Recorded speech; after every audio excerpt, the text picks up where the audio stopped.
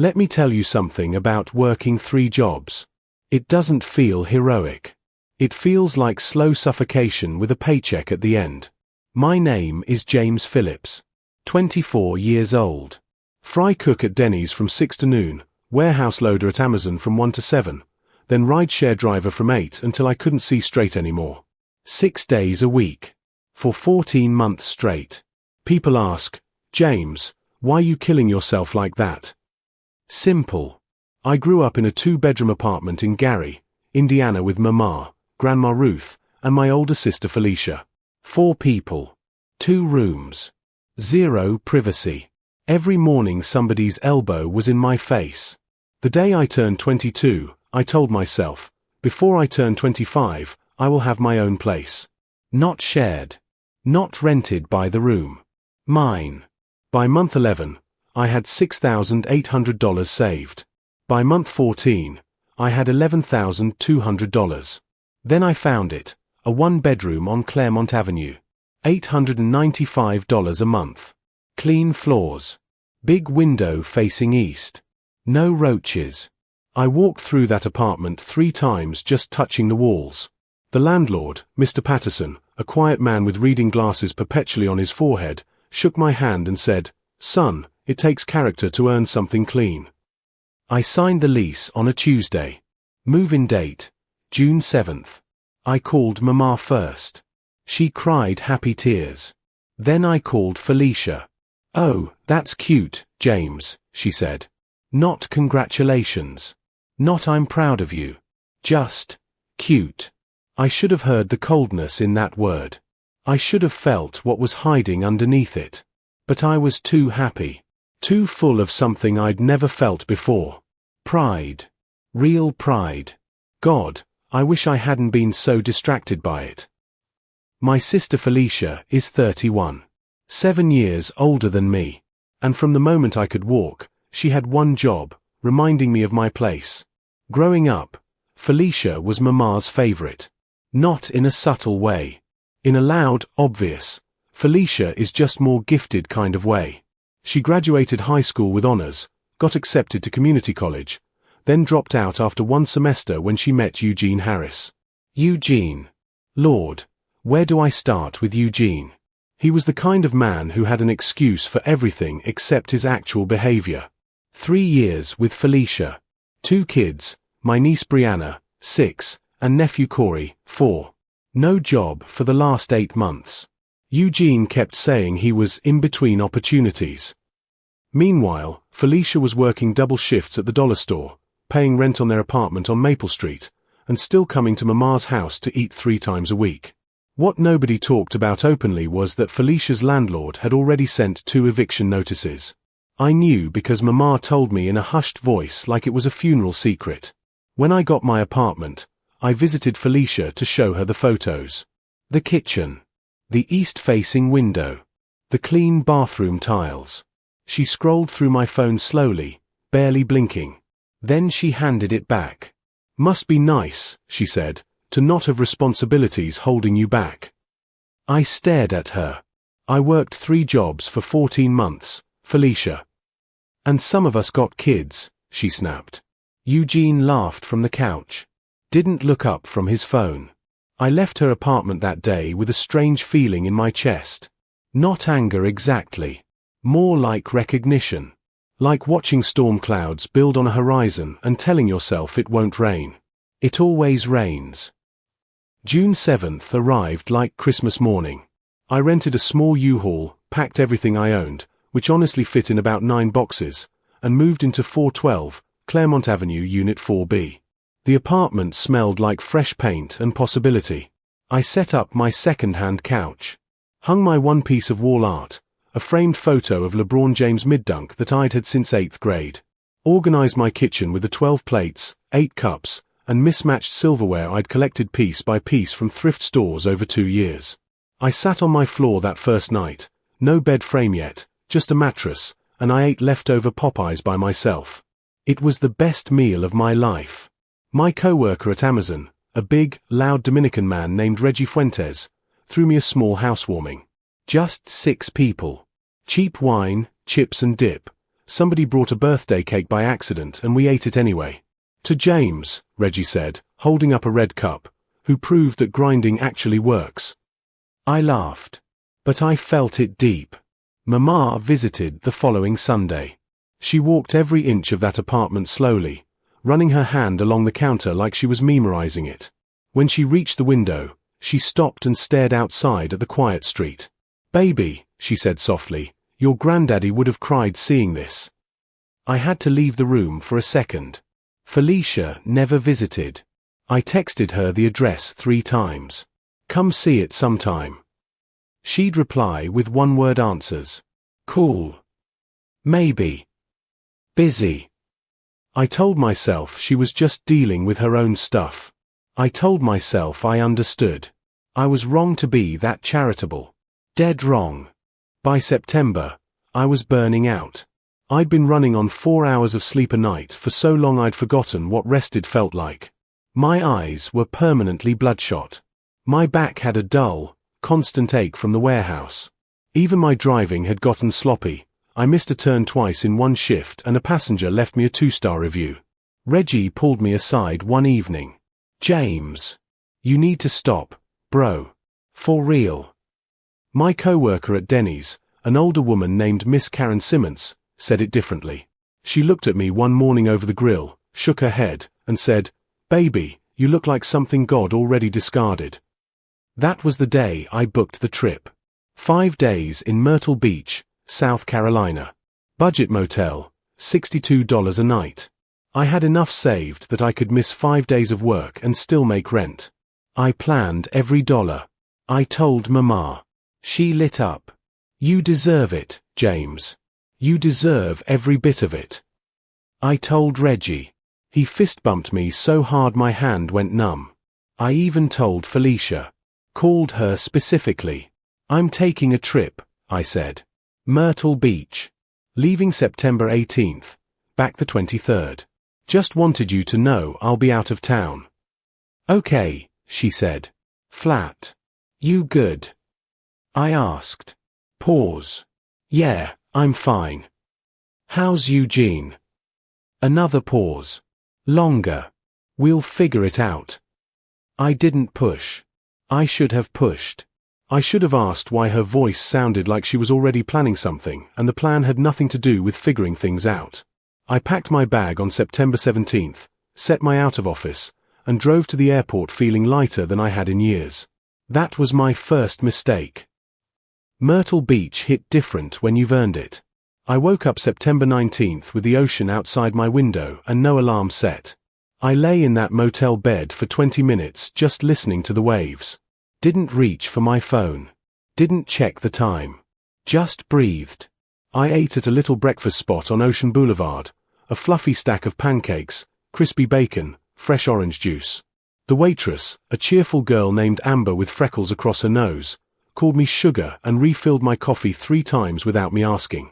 I walked the beach for 2 hours. Bought a ridiculous souvenir magnet. Watched pelicans dive for fish. Called Mama. "How is it?" she asked. "Mama," I said, "I think this is what peace feels like." She laughed that deep, full laugh she had when she was genuinely happy. I didn't know that 2 days later, while I was standing in that exact same ocean, water up to my chest, sun on my face, Felicia was standing in my apartment. Not visiting. Not borrowing something. Moving in. I found out through a phone call I almost didn't take. September 21st, 11:47 p.m. I was back in my room after dinner, watching TV, winding down.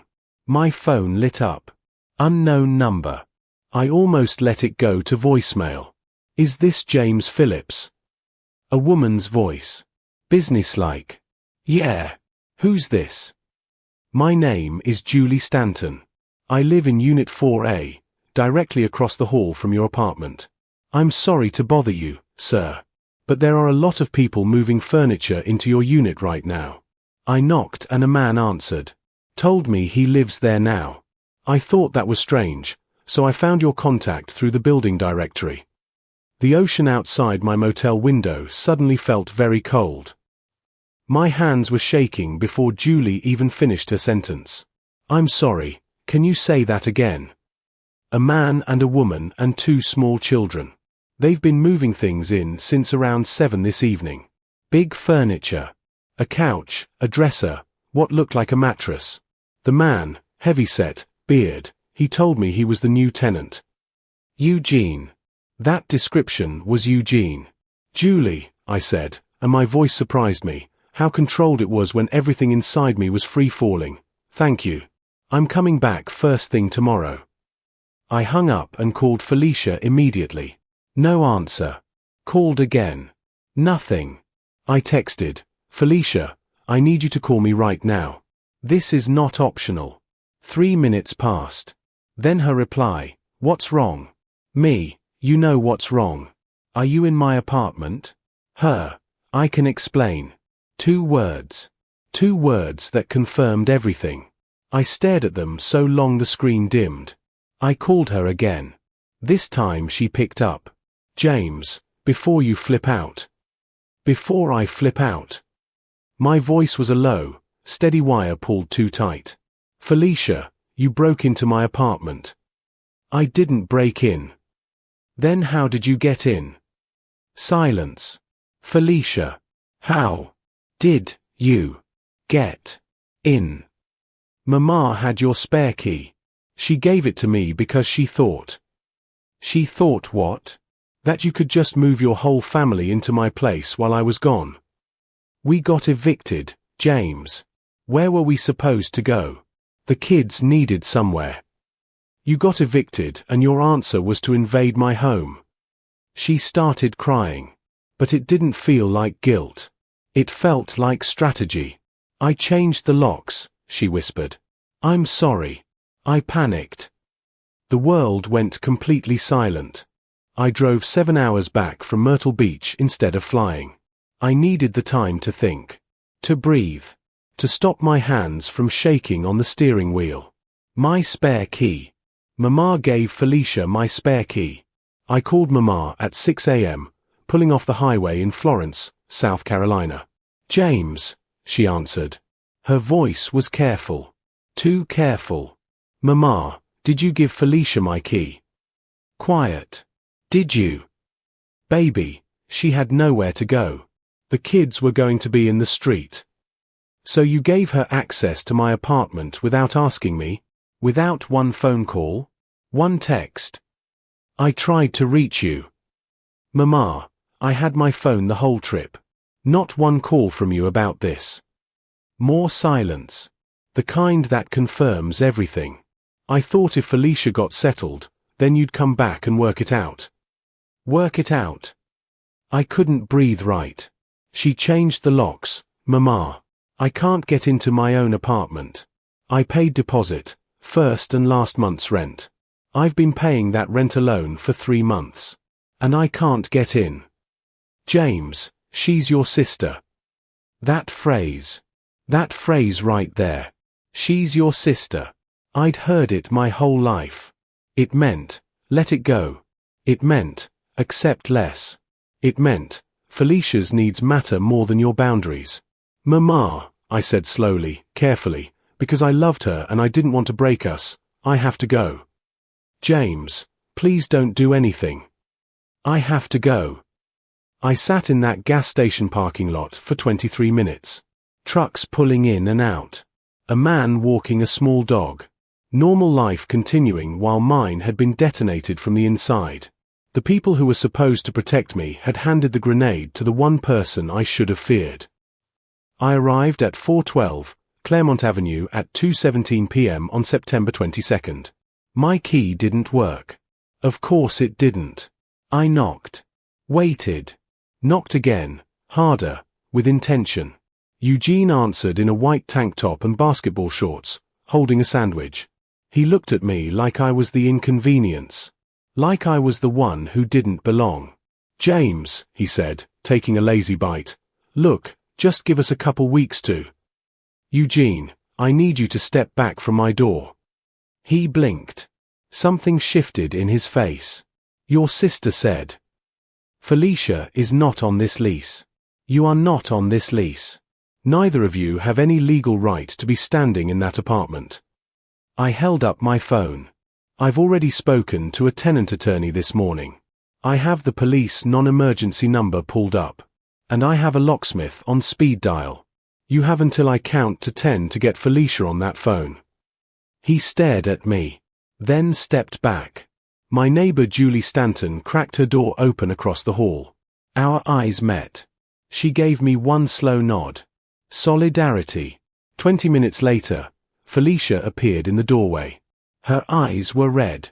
Brianna and Corey were behind her, peeking around her legs, looking at me with confused, innocent eyes.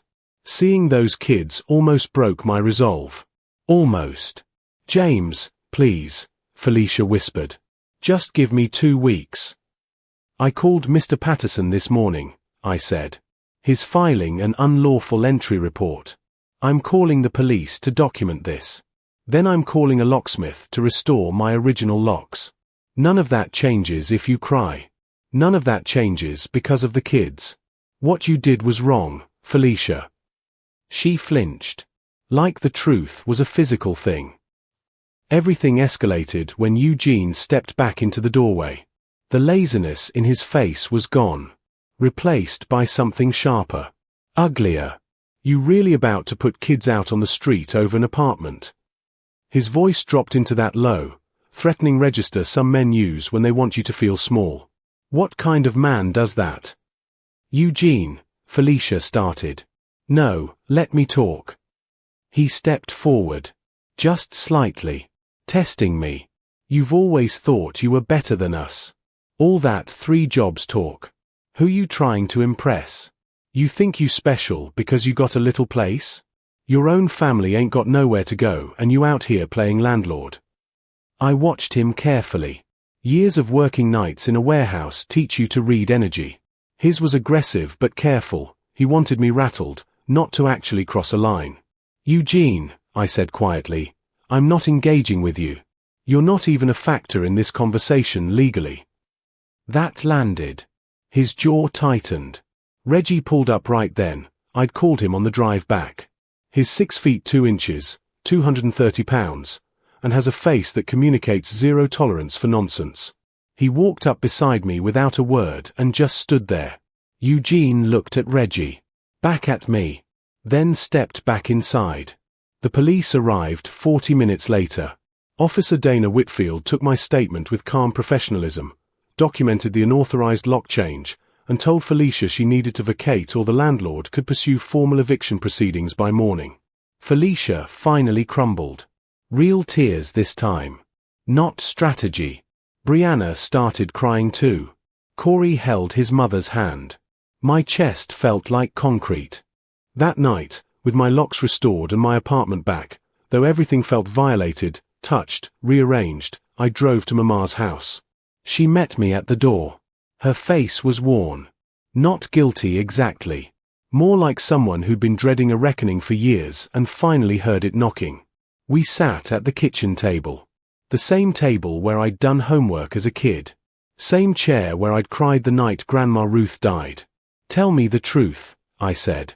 Did you know about the eviction notice before I left for Myrtle Beach? She looked at her hands. Yes. How long did you know? 3 weeks. 3 weeks. I let that sit in the air. And nobody called me. Nobody said, James, Felicia's in trouble, can you help figure something out? Nobody asked for permission. You just waited until I was gone and handed her the key. I didn't think. You thought, I said gently but firmly, that I would say no. So you removed my choice. Her eyes filled. You always worked so hard. I thought, I hoped, that you'd understand. That family would come first. Mama. Me working 3 jobs is family first. Me saving for 14 months so I'd never be a burden to anyone, that's family first. What Felicia did wasn't family. Family asks. Family communicates. Family doesn't ambush you. She was quiet for a long time. The refrigerator hummed. A car passed outside. Then she said something I never expected. I've always made excuses for Felicia because I felt guilty. About the way I raised you too. You were always self-sufficient and I babied her. And it wasn't fair to either of you. I reached across and held her hand. Not because everything was fine, but because she was my mama and she was finally being honest. That meant something. 2 days later, Felicia called me. I almost didn't answer. Reggie was sitting across from me at Denny's, off shift, both of us eating breakfast. He raised his eyebrow when he saw her name on my screen. "Take it," he said. "You need to hear whatever it is." I stepped outside. "I'm not asking you to forgive me," she said immediately. Her voice was flat, exhausted. "I know what I did was wrong. I need you to know why." "I'm listening." She was quiet for a moment. Then, Eugene put his hands on me. 3 months ago. And again in August. The eviction, I actually chose it. I let us fall behind on rent so he'd have a reason to leave. I was trying to make him go. I closed my eyes. The morning traffic on the street beside me blurred. And then when we got evicted, he didn't leave. He said we'd figure it out together. I was trapped, James. With the kids. And I panicked. I thought if I got us into your apartment and we were settled, I could figure out how to get rid of him without him having anything left to fight for. I leaned against the brick wall of the Denny's. "Felicia, why didn't you tell me any of this?" "Because you were doing good. And I was ashamed." There it was. The thing underneath the betrayal. Not malice. Desperation. Shame. That didn't undo what she did. My locks were still changed. My vacation was still destroyed. My peace, something I'd bought with blood and exhaustion, had been shattered. But it changed the shape of my anger. Softened the edges slightly. Not forgiveness. Not yet. Maybe not ever. But understanding. That I could offer. I helped Felicia get out. Not by sacrificing myself. By doing what family actually looks like when it functions. I called the domestic violence hotline with her on three-way. Sat on the phone while a caseworker named Bernice walked Felicia through her options. There was a transitional housing program in Hammond, 30 minutes from Gary. 2-bedroom unit. Eugene's name meant nothing there. Eugene didn't leave quietly. He showed up at Mama's house screaming about being disrespected. About loyalty. About how I'd destroyed his family. Mama, for the first time in my memory, stood in her doorway and said, "Get off my porch, Eugene. You're not welcome here." I could have cried watching that. Reggie drove Felicia and the kids to the transitional housing intake on a Thursday afternoon. Brianna held a backpack shaped like a unicorn. Corey had fallen asleep in his car seat. Felicia stood outside the facility entrance and looked at me with an expression I'd never seen on her face before. Gratitude. Real, unguarded, unglamorous gratitude. "I'm sorry, James," she said. I nodded. "I know. Are we okay?" "Not yet," I said. "But we can get there. If you stop running and start talking." She wiped her face. Nodded. I drove home to 412, Claremont Avenue. My locks. My key. My east-facing window still flooding the living room with morning light. Mr. Patterson stopped me in the hallway. "Everything resolved, son?" "Yes, sir," I said. He nodded, adjusted his glasses. "You handled yourself with dignity. That's harder than it sounds." I walked into my apartment and stood in the middle of my living room. Just stood there. Breathing. Nobody else's fingerprints on this piece. Mine. It's been 4 months since September. I still work at Amazon and Denny's. I dropped the rideshare. My mental health needed that back. Reggie and I do meal prep on Sundays at my apartment now. He's louder than a stadium, leaves crumbs on every surface, and I have never been more grateful for a friend in my life. Felicia is in the transitional housing program in Hammond. She's working at a medical billing office, entry level, but steady. Brianna started a new school. Corey is apparently obsessed with dinosaurs and will hit you with 17 velociraptor facts before you finish your morning coffee. Eugene is gone. Legally, completely, finally gone. Mama comes over for Sunday dinner sometimes. We're rebuilding. Slowly. Honestly. She stopped calling Felicia's behavior just her way and started calling it what it was. That shift matters more than I can explain. Me. I've started saving again. Not for survival this time. For something bigger. Reggie and I have been talking about a food truck, Caribbean-American fusion, his recipes, my grind, our combined stubbornness. Watch this space. I still sleep with my new keys on my nightstand. Sometimes I wake up at 3 a.m. and just hold them. Not out of fear. Out of remembrance. Nobody gave me this life. I earned it on bleeding feet and stolen hours of sleep, on nights that ran into mornings, on dignity I almost let other people strip away from me. Here is what that east-facing window taught me. You can love people and still protect what you built. You can be family and still have limits. You can extend grace and still hold your ground. The person who makes you feel guilty for protecting your peace. They're not protecting you. They're just afraid of your freedom. If you believe everyone deserves to protect what they've earned, hit subscribe. Because manipulators, freeloaders, and people like Eugene absolutely won't. Drop "My peace is mine" in the comments if this story hit different. And if you're not siding with Eugene and Felicia's betrayal, like this video. James worked 3 jobs for this moment. Show him it was worth it.